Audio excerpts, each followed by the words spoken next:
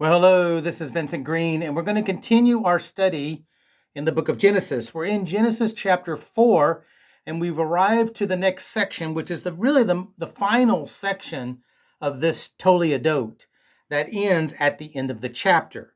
So we're at chapter 4, verse 17, and my hope is to get through to the end of the chapter in this session. So it's a very brief section, to be honest, and it deals with the descendants of Cain. We've been looking at Cain and how he is the picture or the portrait of the doomed sinner. We finished looking at that last time, and you remember God had placed a curse upon Cain. The curse was verse 11. Now you are cursed and banished from the ground, which has swallowed your brother's blood. No longer will the ground yield good crops for you, no matter how hard you work. From now on, you will be a homeless wanderer on the earth. And we went through that curse, and I described the elements of that curse, but it was twofold. One, it was going to affect his ability to earn, we would say earn money or work the crops for it to provide sustenance for him. And then he was going to be a homeless wanderer. A fugitive and a vagabond is the old King James phrase. And he's going to be one who wanders and cannot settle down. And you know, God had given him some level of grace, some amount of grace to allow him to be able to live, to allow him to be able to survive, that no one could kill him. And it says he left the Lord's presence and he settled in the land of Nod. And the word Nod, we have no idea where it's located, but Nod means wandering. Most likely, I would assume some kind of desert area or wandering area where he couldn't really settle. So what the end of the chapter, starting in verse 17, going to the end, what it does is, especially to verse 24, you get the descendants of Cain. What happens to him? And you see that there's going to be birth. You see that there's going to be procreation. But what happens to Cain? Now we're going to have another genealogy. We're going to have really our first genealogy in chapter 5. But what you get in chapter 4 is a genealogy to a point. What you're going to see is a contrast. In chapter 4, verse 17 through verse 24, what you see is what I call secular culture. It highlights secular culture, and we're going to talk about that. But then starting in verse 25, going till the end of chapter 5, it is a more godly culture. And I'll show you the difference as we go through. I'm going to read this as I go and make comment as I go. But what I want you to see first, before I get into this, is where we're now at in Genesis chapter 4, verse 17, and where we're headed is we're going to, over the course of the next few chapters, end of chapter 4, going into chapters 5, chapter 6, 7, 8, and 9, which you know are the flood narrative, what you're going to get is a picture or in a sense, a preview of a decadent society. A preview of a decadent society. Just to give you an idea of what we're getting into here, where where the text is going to lead us. If you go to Genesis chapter 6, verse 5 through 8, it says, "The Lord observed the extent of human wickedness on the earth. And he saw that everything they thought or imagined was consistently and totally evil. So the Lord was sorry he had ever made them and put them, mankind, humanity, on the earth. It broke his heart. And the Lord said, I will wipe this human race I have created from the face of the earth. Yes, and I will destroy every living thing, all the people, the large animals, the small animals that scurry along the ground, even the birds of the sky. I'm sorry I've ever made them. But then it says, but Noah found favor with the Lord. And when we get to this section, we're going to look at it in much more detail. But you see that human wickedness, that sin that is now in this world, typified by Cain, that started with Adam and Eve. And Abel was a sinner. Cain was a sinner. But now as the world begins to populate, you can see that the curse of sin is transmitted from person to person to person to person. It spreads. And by the time you get to this place in human history, sin has gone, there's been so much wickedness. The extent of it was so great that God has said that he is going to judge the entire human race. This is where we're headed. This is what comes next after the story of Cain. The genealogical records that we're going to be looking at in chapter 4, verse 17, going all the way down through end of chapter 5, is going to lead us to this point. And so we're going to see that. You also, if you go to chapter 7, verse 21 to 24, you'll see here that all living things on earth died. The birds, the domestic animals, the wild animals, small animals, scurried along the ground, all the people. Everything that breathed and lived on dry ground died. God wiped out every living thing on the earth. People, livestock, small animals that scurry along the ground, and the birds of the sky, all were destroyed. And the only ones who survived were Noah and those with him in the boat. And so again, that's in the flood narrative itself, but you can see that why does God have to judge? Why does he having to judge everything on earth where it affects not only the people, but it affects all animals, everything, even the birds in the sky, all were destroyed. Wow. It's because the society becomes decadent. The society becomes wicked and evil. In chapter 8, verse 20, this is after the flood recedes, and they've left the boat. They leave the boat in verse 18 of chapter 8. Noah built an altar to the Lord, and there he sacrificed as burnt offerings the animals and the birds that had been approved for that purpose. And the Lord was pleased with the aroma of sacrifice and said to himself, I will never again curse the ground because of the human race, even though everything they think or imagine is bent towards evil from childhood. I will never again destroy all living things. As long as the earth remains, there will be planting and harvesting, cold and heat, summer and winter, day and night. And as we will see when we get there, God is not going to destroy the earth with a flood of water, but he is going to destroy the earth with fire someday. And that's a topic for another discussion as we get into the flood narrative. But I want you to see that this is where we're headed.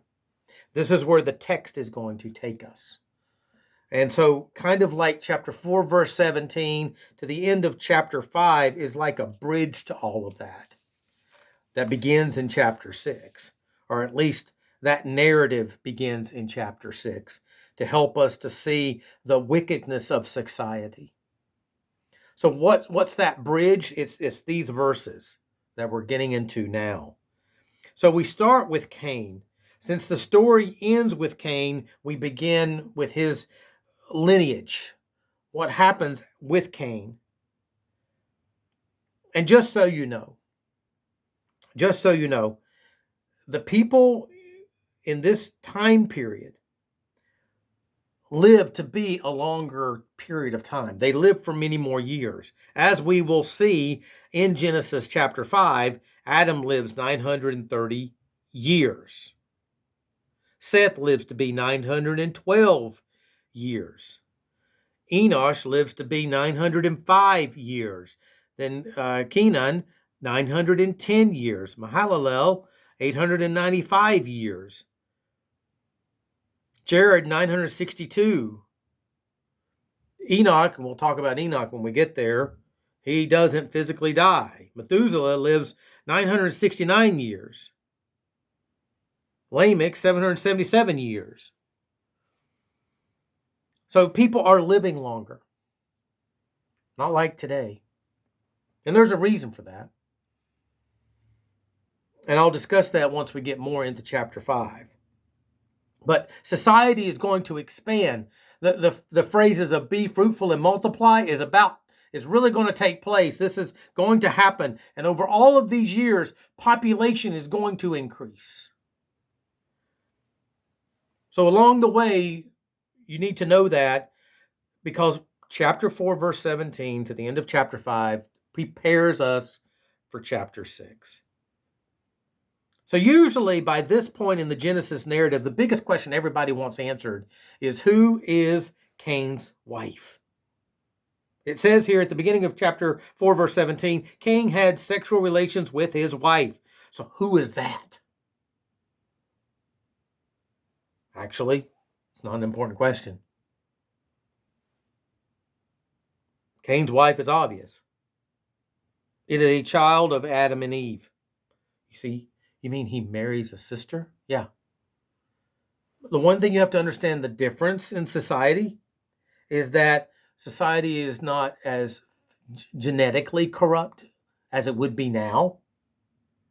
There's no hint here that this is a bad thing. There's no hint here that Cain shouldn't have done this. God allows it to happen. This is basically just being told to us as part of the narrative.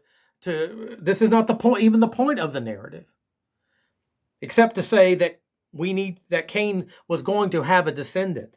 In a sense, what you see is that God does not kill Cain on the spot. We talked about that in the last session. God could have just, you sin, you die, and he's punished Cain. He's banished him from his presence. He's going to be a homeless wanderer, he says. The ground is cursed because of you. You are cursed as well. I mean, he could have just wiped him out, but God allowed Cain to live and to get married and have children. And you may ask, well, what's the reason? We don't know. It's not for us to know. The point is, God is sovereign. God is Lord.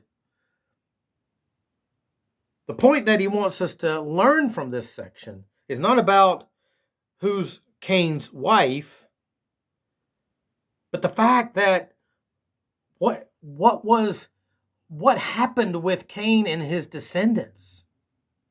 Take a look at this. It says Cain had sexual relations with his wife and she became pregnant. She gave birth to a son named Enoch. Now, you see Enoch here. You see Enoch over in chapter 5. They're two different people. Sometimes the names were pretty popular and people would use them, just as we do today for certain names. So they're not the same person. Then it says Cain found a city. Cain founded a city and he named it Enoch after his son. In Deuteronomy chapter 3, verse 14.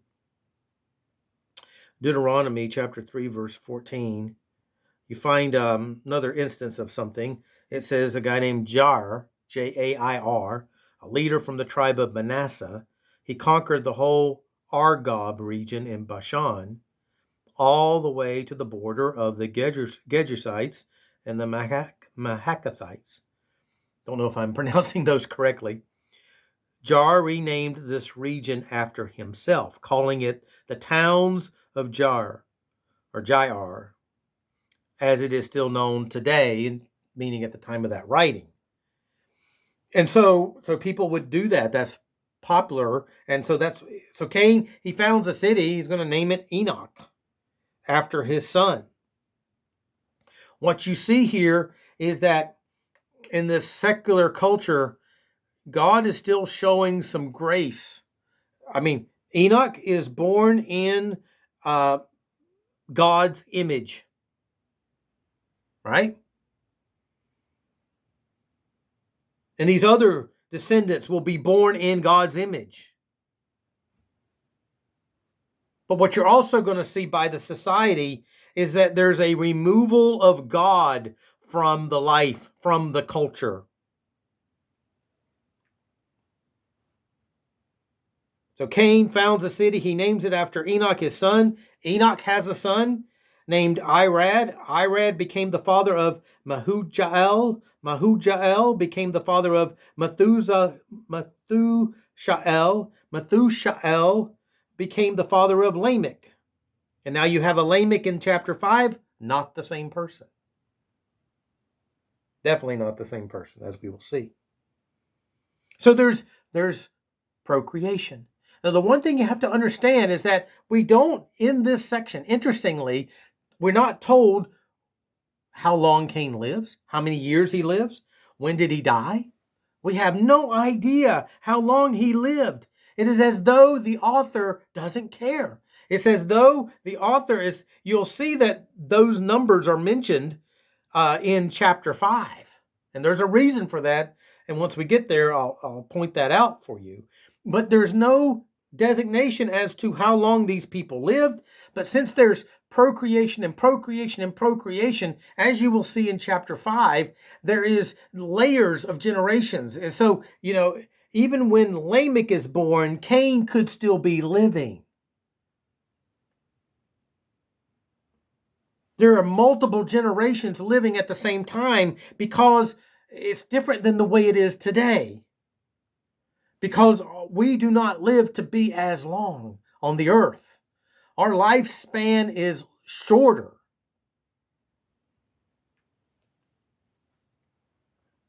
And that's by God's design, by the way.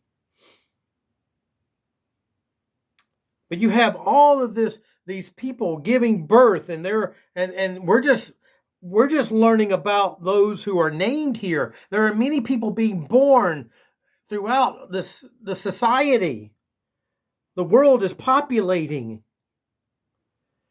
But we get this list because the point is to get us to Lamech. Because what you're getting a picture of is the secular society. Lamech, it says in verse 19, married 2 women. Is that God's ideal? No. It's 1 man, 1 woman. Remember the arrangement of marriage? God caused the man to fall into a deep sleep, and he brought the woman to the man, right? This explains why a man leaves his father and mother, is joined to his wife, not wives. And the 2 are united into 1. Well, Lamech breaks God's plan, God's pattern. He marries 2 women. The first was named Ada. The second was Zillah. Ada gave birth to Jabal, who was the first of those who raised livestock, lived in tents. His brother's name was Jubal, the first of all who played the harp and the flute. And so you see, society is growing. What's interesting is that you have creativity here. You have ingenuity here. Look at, you have sophistication here. Look at, they live in tents. They raise livestock. They learn how to play the harp and the flute. Mankind is increasing in knowledge. Mankind is increasing in ability. Not that you can't think of Adam and Eve and Cain and Abel as being Neanderthal people and just cavemen. No, they had articulate speech. Even Adam could speak in poetic language in Genesis chapter 2. He was very articulate. He was created that way. There's no sense here as you read the narrative. The one thing you see is there's no evolution here. There's no sign of evolution here. There's no Stone Age, Bronze Age, Iron Age, Chalcolithic Age, whatever you want to call it. There's no sign of evolution here. People are just living and growing and populating. But what you do see is a removal of God from their culture. There's no talk here. There's no talk here of giving praise to God. That comes in a little bit, but there's no talk here of what we've been reading. There's no of honoring God, worshiping God. They're just living life. It's like secular, apart from God, just living their life. And it would be God who would give them the brain and intellect to be able to play a harp, play a flute, learn how to build tents and build construction and raise livestock and do all those things. It would be God has granted them all of that intelligence and that wisdom to be able to do that. That is God-given. Everything that man has is God-given, but they don't honor God. That's what you see here, is that they're given grace by God to be allowed to live and even be creative, but there's no respect for God. Lamech's other wife, verse 22, Zillah, she gave birth to a son named Tubal-Cain. He became an expert in forging tools of bronze and iron. And Tubal-Cain had a sister named Naamah.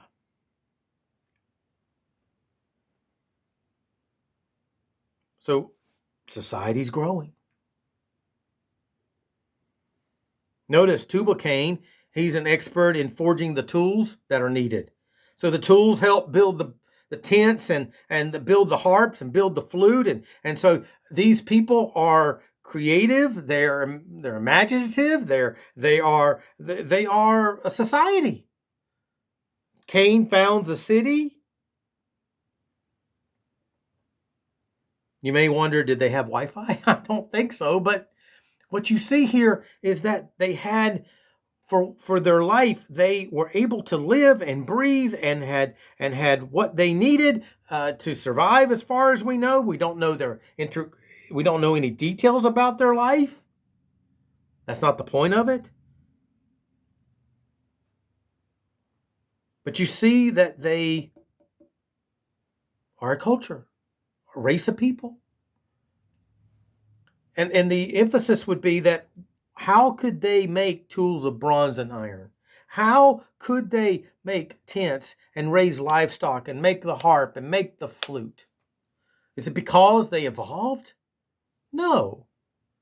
It's that God granted that to them. But then there's a snapshot of Lamech. Remember, Lamech is a descendant of Cain, and he's the one that marries two women, right?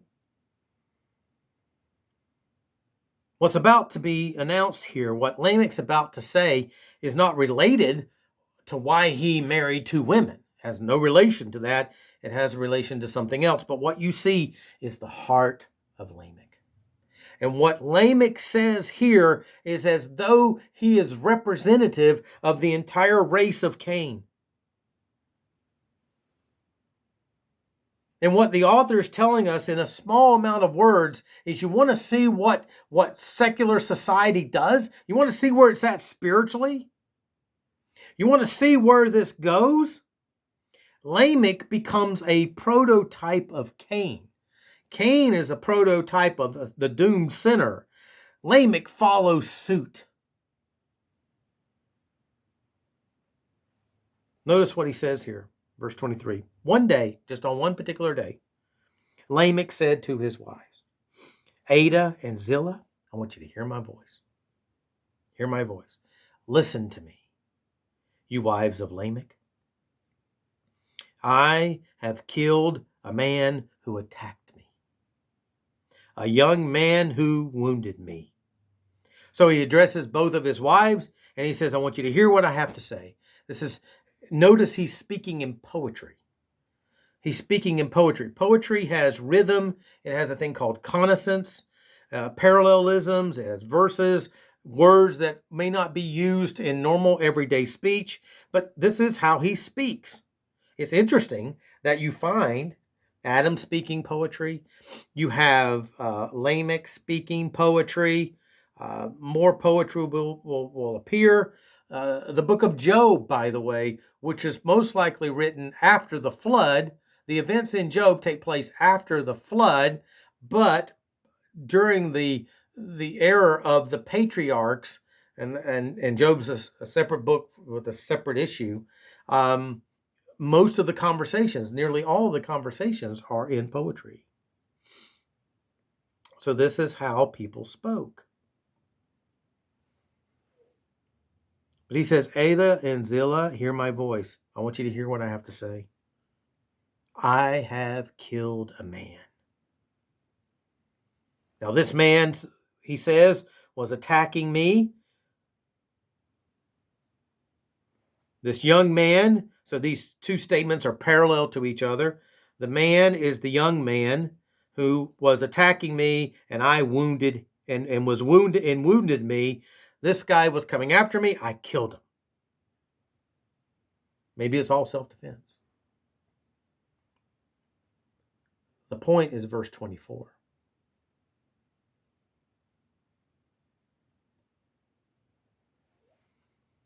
If someone who kills Cain is punished 7 times, then the one who kills me will be punished 77 times. What's he saying here? Lamech, he speaks in poetry, highly intelligent, educated man for what he can do, skilled, but he's spiritually rebellious. He's sophisticated. For his day, he's sophisticated, but he's sinful. And what you have in verse 24 is Lamech's pride. He's like, I've killed a young man. Most likely he was a young warrior. This guy was coming after me and I let him have it.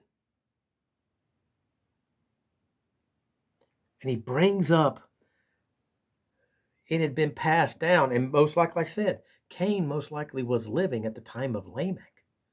Cain could have told Lamech the story about what God did to him. The cursing that God placed, his whole generation would have known that. The genealogy, everyone would have known this. And what you see in Lamech is pride, him gloating. He's showing egotism here, viciousness. He's celebrating murder. He's saying if someone who kills Cain is going to be punished 7 times, he doesn't say if God would be punishing, if God would punish. He doesn't even mention the name of God. Even though this reference is back to what God said, he doesn't even reference God in anything. He just says, well, if Cain is going to be avenged 7-fold, 7 times is the idea. If someone would kill him, well, then if someone kills me, I'm a descendant of Cain. I have pedigree. I have lineage. Then one who would kill me, I know what the rule would be. He'd be punished 77 times. Much more severe is the idea. Well, is it true? Not necessarily. Because, see, Lamech is gloating here. He's making the statement.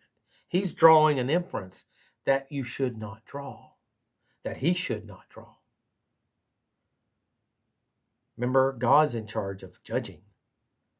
God's in charge of everything. God is sovereign. What you have in Lamech is someone who is not seeing the sovereignty of God. What you see here in this pattern is you see Cain in the early part of chapter 4. What you see in Lamech is a magnification of it. Sin is getting worse and worse. Society, even though it's highly intelligent, society, even though it's highly grown,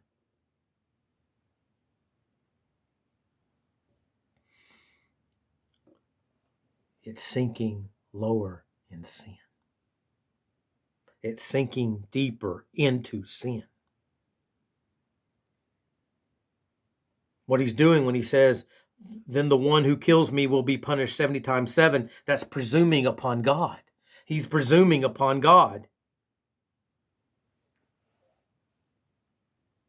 That's what he's doing. He's presuming. This is secular society. This is a sinful society.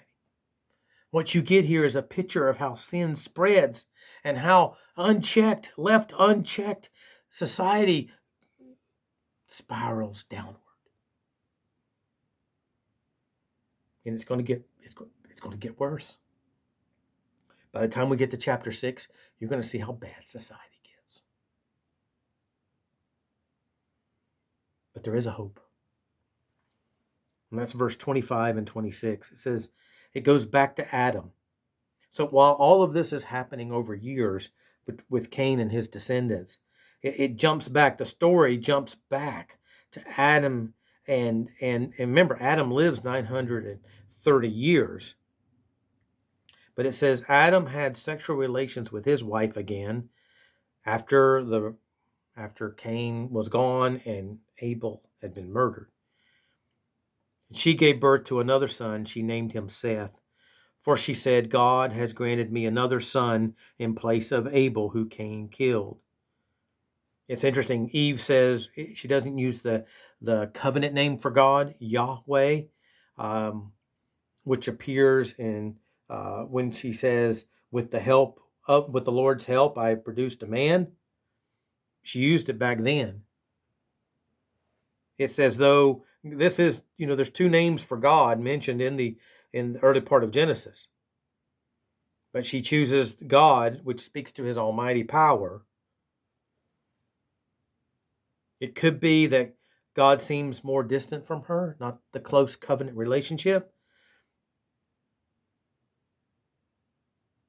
But notice what happens. So she sees Seth as, God has given me another son. Now, Adam would have more children after that, as we'll see in chapter 5.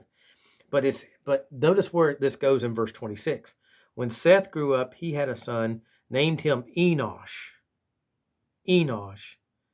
And this is the point. And at that time, it's the last sentence here. At that time, people first began to worship the Lord by name. People began to worship the Lord by name. You say, what's the point of that?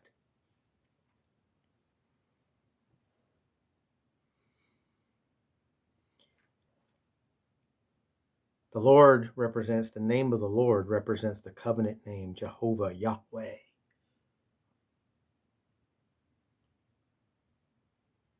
Even in the midst of a secular culture, a highly secularized culture, a sinful culture. When Seth was born, and then Enosh is born, sin is still spreading.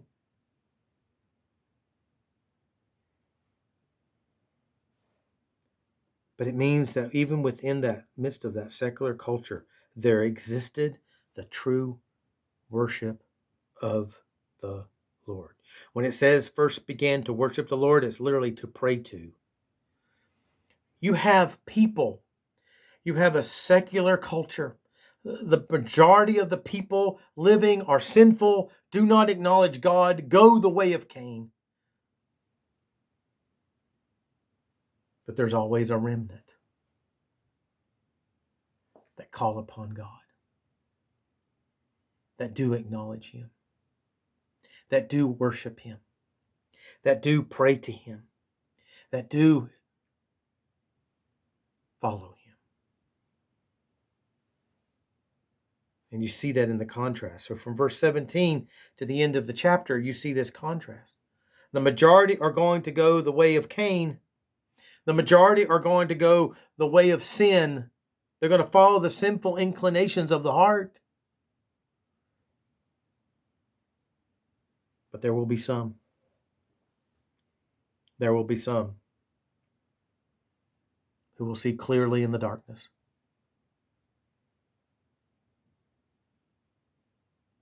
And they will worship the Lord by name.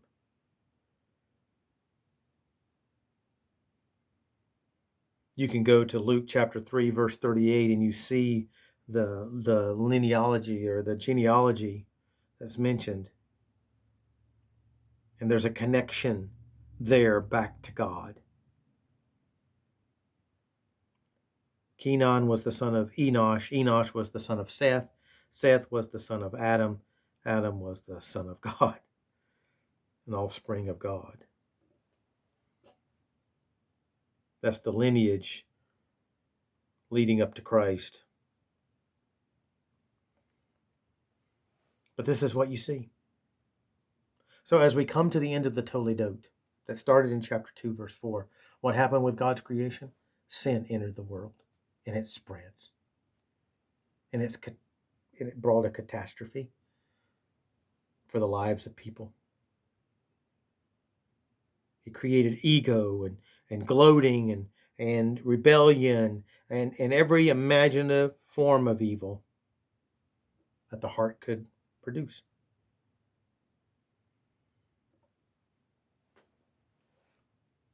But there's also hope. There's going to be one who comes from the woman, from the seed of the woman, who will kill the head of the serpent, who will defeat Satan, who will right every wrong. And you do see people who respond truly to the Lord in faith, who worship the Lord by his covenant name.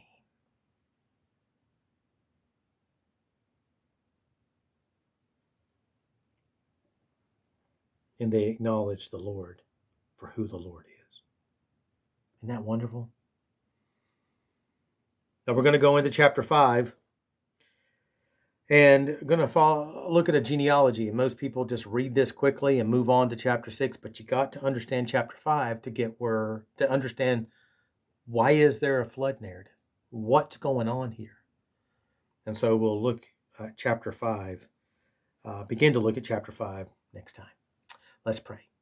Dear God, we do thank you again for this time to look at your word, this time to look at Genesis. Lord, your word speaks to us. It helps us to understand and piece things together.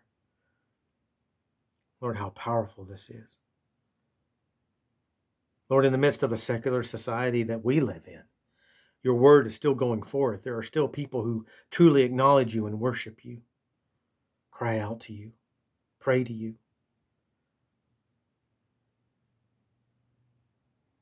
And Lord, we know that you are in charge of everything. You've allowed us to see that, to understand it, at least to a point. And Lord, you are gracious to us. So gracious to us. We thank you for your word. In Jesus' name, amen. So keep telling people about the series.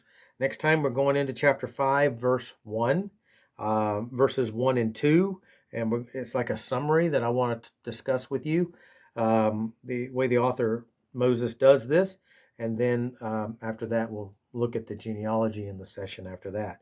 Working our way to chapter 6. Everything is coming to a crescendo in chapter 6, where the storyline will slow down again, and then we will see the flood narrative and everything that is about. So anyway, take care. God's blessings be upon you. We'll see you next time.